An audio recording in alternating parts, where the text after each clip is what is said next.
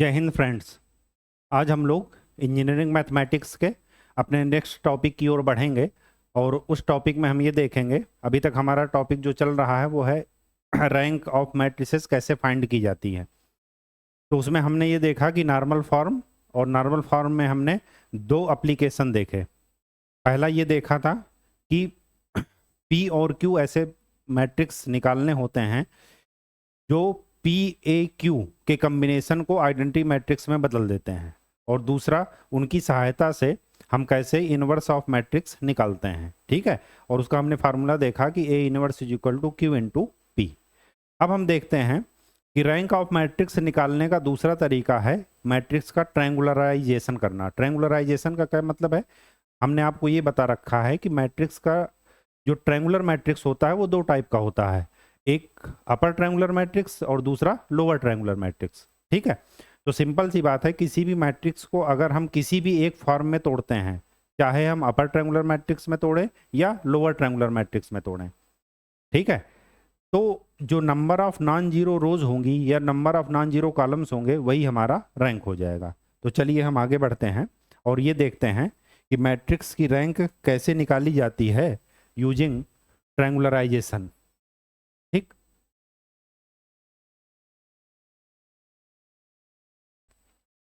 तो हेडिंग डालेंगे rank of matrix bye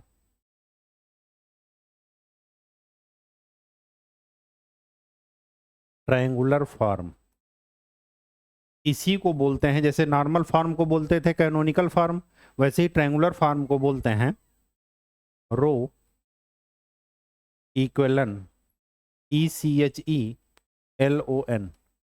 row इक्वेलन form. ठीक, देखिए इसमें होता क्या है, इसका फार्मूला क्या है। अच्छा, मैट्रिक्स को कन्वर्ट करेंगे हम इसमें, आइदर अपर ट्रायंगुलर मैट्रिक्स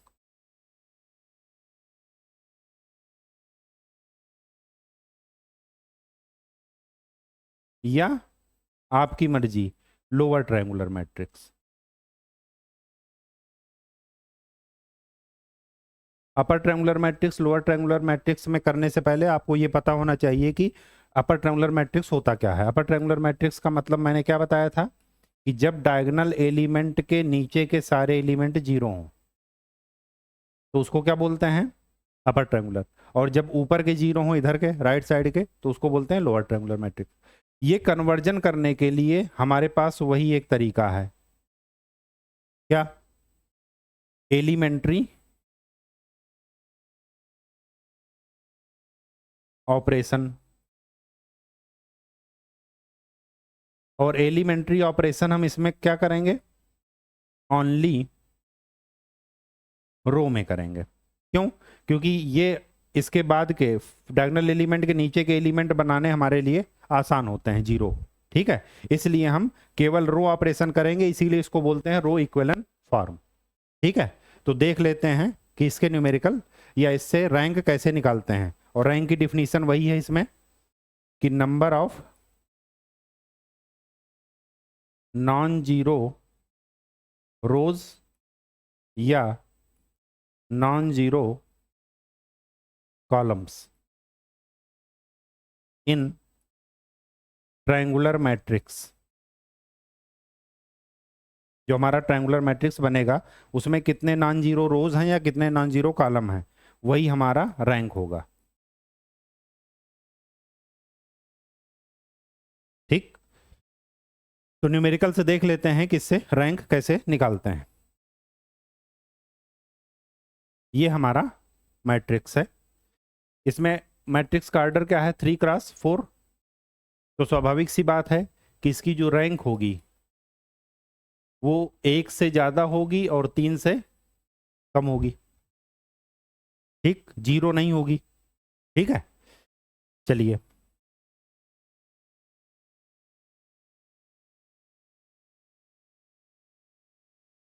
यहां पर 1 है ही है, प्रिंसिपल डायगोनल।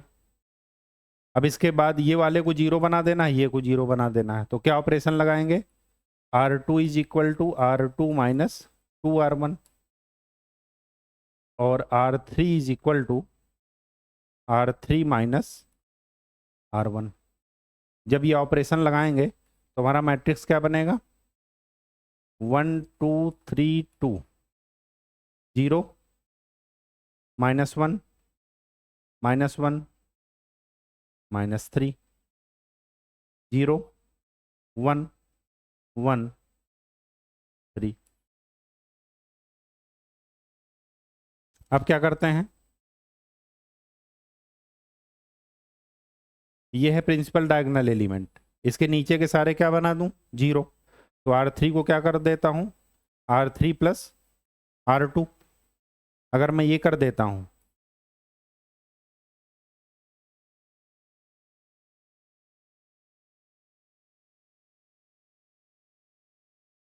तो ये क्या बन जाएगा, 0, 0 बन जाएगा ना।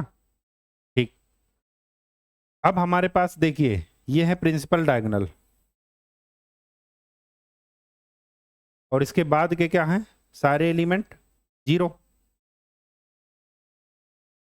और कुछ 0 बन सकता है,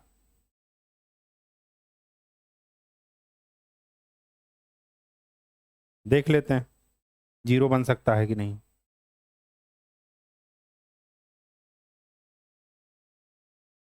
चलिए,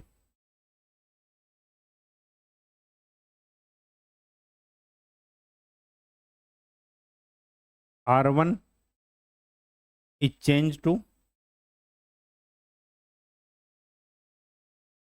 R1 प्लस 2R2, तो क्या मिला, 1, ये हो जाएगा 0, ये हो जाएगा 1 और ये हो जाएगा 6 -4।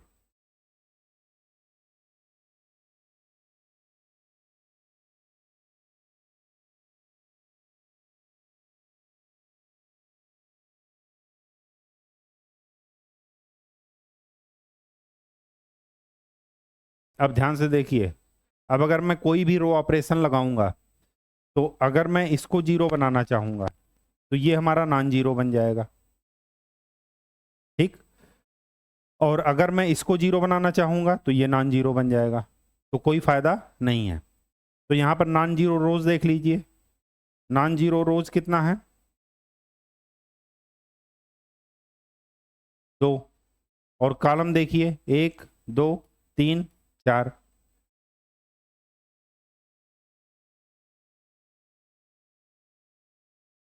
नॉन जीरो कॉलम्स कितने हैं, 4, इनमें से मिनिमम कौन सा है, 2 या 4, 2, तो rank of A is equal to क्या हो जाएगी, 2। ये आपका आंसर। बात समझ में आ गई, यहां पर आइडेंटिटी मैट्रिक्स का कोई चक्कर नहीं है, केवल और केवल ये ध्यान रखना है कि प्रिंसिपल डायगोनल के नीचे के या तो सारे एलिमेंट 0 हो या ऊपर के, ठीक है। चलिए आगे बढ़ते हैं, ये है आपका मैट्रिक्स, ऑर्डर क्या है, 4/4, और जब ऑर्डर 4/4 है तो rank of matrix less than और इक्वल टू 4, ऐसा होगा, ठीक। और अगर ऐसा है तो देख लेते हैं, सबसे पहले क्या, प्रिंसिपल डायगोनल के नीचे के सारे एलिमेंट क्या बनाने हैं, 0, तो नीचे के सारे एलिमेंट 0 बनाने के लिए क्या करते हैं,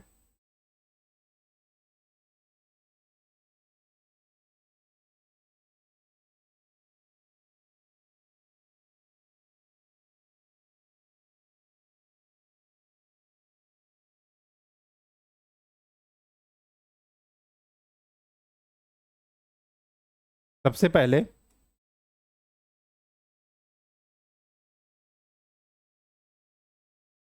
R1 is replaced by R2 minus R1, पहले उसको 1 बना लेते हैं, फर्स्ट वाले को 1 बनाने के बाद क्या होता है, ऑपरेशन लगाना आसान हो जाता है मल्टीप्लाई करके।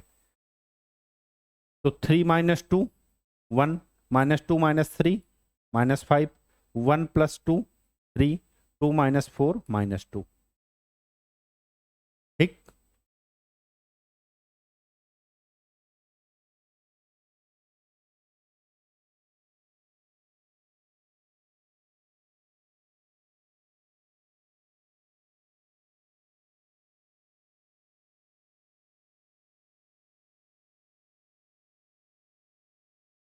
ये कर लिए।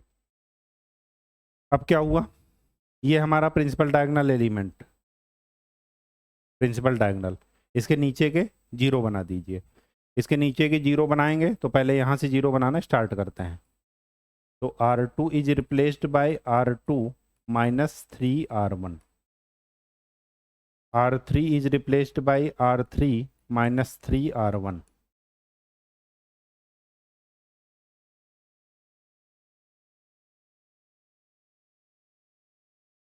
और R4 is replaced by R4 plus 2R1। ये ऑपरेशन आप लगा दीजिए। ये ऑपरेशन जैसे ही लगाएंगे क्या हो जाएगा, 1 माइनस 5 3 माइनस 2। ठीक। यहां पर क्या हो जाएगा, जीरो। यहां पर क्या हो जाएगा, -2 और 15 कितना हो जाएगा, 13। 1 माइनस 9 -8 और 2 प्लस 6 8। यहां पर जीरो, यहां पर 2 माइनस 15, 2 माइनस 15, वहां पर कितना था, -2 माइनस 15। तो यहां पर हो जाएगा -17, और यहां पर हो जाएगा -2 प्लस,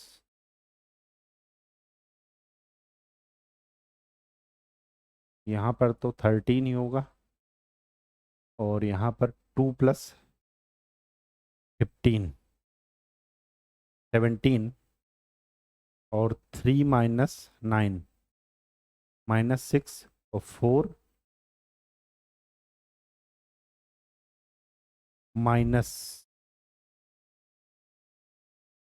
4 प्लस 6 10, और यहाँ पर 0 4 -10 -6, यहाँ पर 0 है और 0 प्लस 6 6, और यहाँ पर 5 -4 1।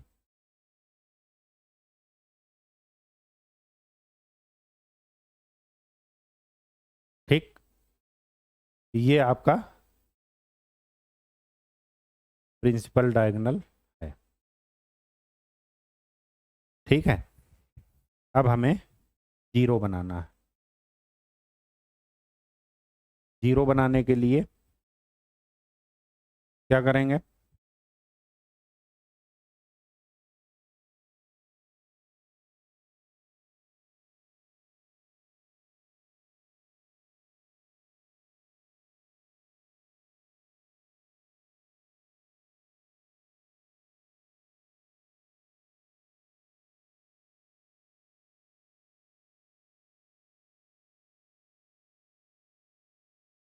जीरो बनाने के लिए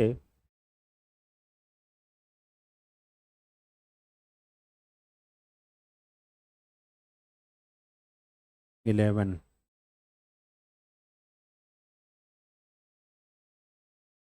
क्या हम कॉलम ऑपरेशन लगा सकते हैं?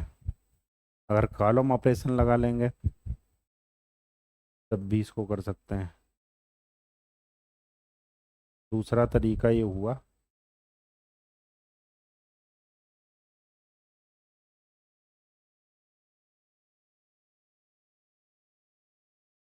Six,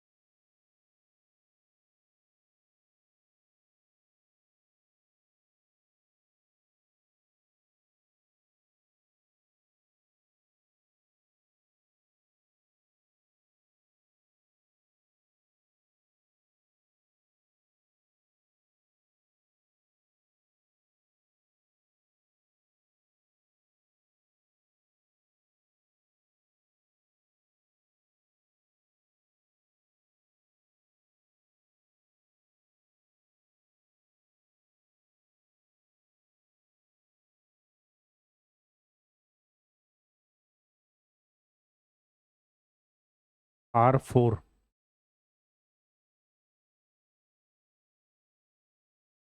is equal to 6R3 plus 17R4।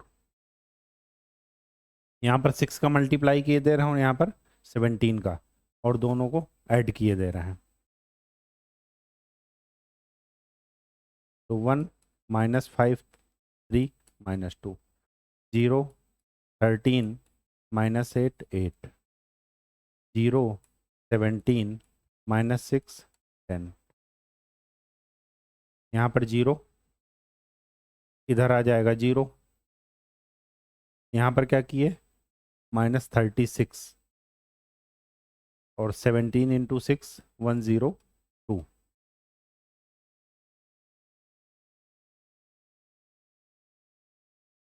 यहाँ पर आ जाएगा 66।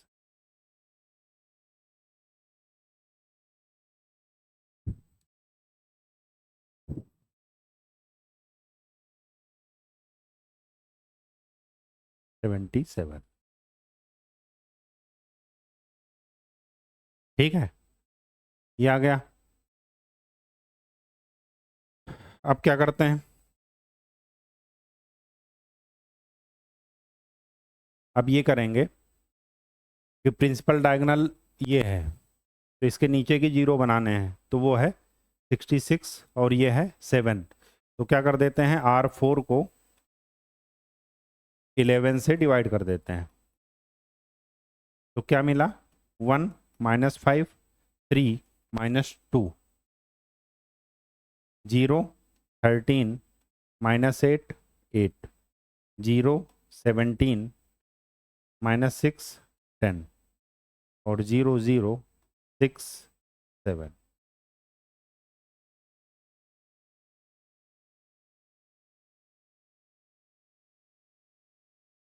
क्या करेंगे,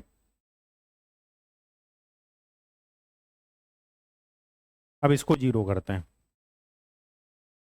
तो R3 is change to 17R2 minus 13R3। ठीक, अगर ऐसा कर देते हैं तो 1 माइनस 5 3 माइनस 2 0 13 माइनस 8 8 0, ये हो जाएगा 0। ये कैसे हम जाने, यहाँ पर है 17 तो यहाँ पर 13 का मल्टीप्लाई कर दीजिए, और यहाँ पर 13 है तो यहाँ पर 17 का मल्टीप्लाई कर दीजिए, और दोनों को सब्ट्रैक्ट कर दीजिए, तो ये हो जाएगा 0। अब इसको देखते हैं, ये वाला एलिमेंट कितना निकलेगा, ये एलिमेंट अलग से सॉल्व कर लेते हैं। तो 17R2 136 माइनस और प्लस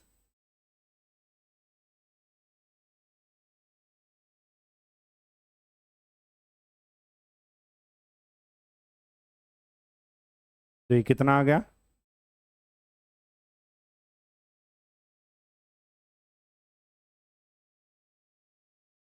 58 माइनस में, और वो कितना आ गया 136 माइनस 130 6।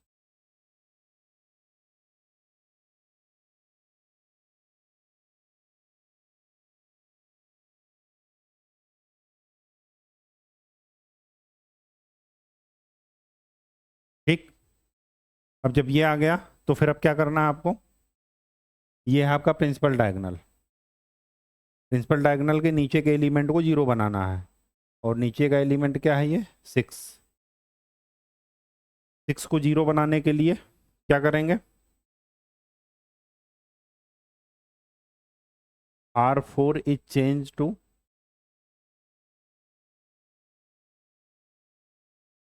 पहले R3 को चेंज करते हैं,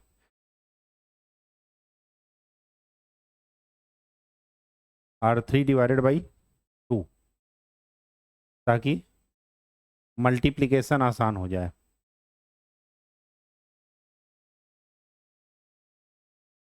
0 0 29 3, फिर 0 0 6 7।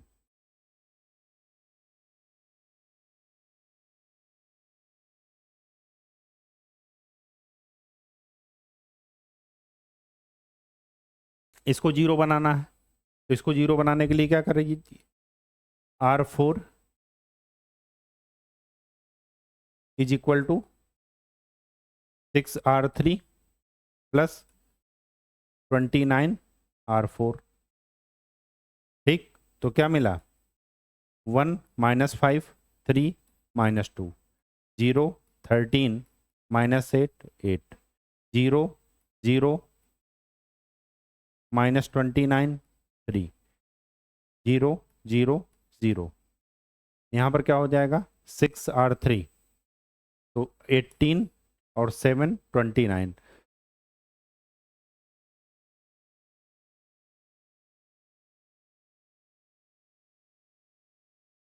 2 2 1।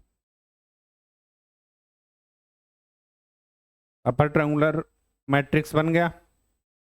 अब इसके बाद क्या करना है, नॉन जीरो रोज कितनी है, 1 2 3 4, और कॉलम कितने हैं, 4। तो रैंक ऑफ मैट्रिक्स क्या निकलेगी, जो उनमें से मिनिमम होगा 4। ये आपका आंसर। कहीं कोई दिक्कत, प्रोसेस बिल्कुल ही इजी है। नॉर्मल फॉर्म में हम क्या करते थे, आइडेंटिटी मैट्रिक्स बनाते थे। यहाँ पर आइडेंटिटी मैट्रिक्स नहीं बनाना, या तो अपर ट्रायंगुलर फॉर्म में चेंज कर दीजिए या लोअर ट्रायंगुलर में। अपर ट्रायंगुलर में चेंज करेंगे, उसके बाद देखेंगे कि क्या जो है नंबर ऑफ नॉन जीरो रोज कितनी है। नॉन जीरो रोज वो होती हैं जिसमें सभी एलिमेंट जीरो ना हो, कोई मतलब कोई एक एलिमेंट जीरो ना हो। ठीक है, सभी का बात नहीं करेंगे। अगर हो सकता है ये 4 में से कोई भी, जैसे ये है, इसमें से क्या है, ये नॉन जीरो एलिमेंट है, तो ये एक नॉन जीरो रो हो गई। अगर ये भी जीरो होता तो ये जीरो रोज हो जाती। ठीक, ऐसा है। फिर उसके बाद नॉन जीरो रोज का या नॉन जीरो कॉलम्स का नंबर देखेंगे, उनमें से जो सबसे कम होगा वही आपका रैंक हो जाएगा। बात समझ में आ गई, इसमें कोई डाउट नहीं। आगे बढ़ते हैं, आगे। अब इस पर क्वेश्चन कर लीजिएगा। Next topic solution of linear equation, वो हम अगली क्लास में बताएंगे। तब तक के लिए धन्यवाद। स्वस्थ रहिए और अच्छे से खूब पढ़ाई कीजिए। ठीक है, थैंक यू।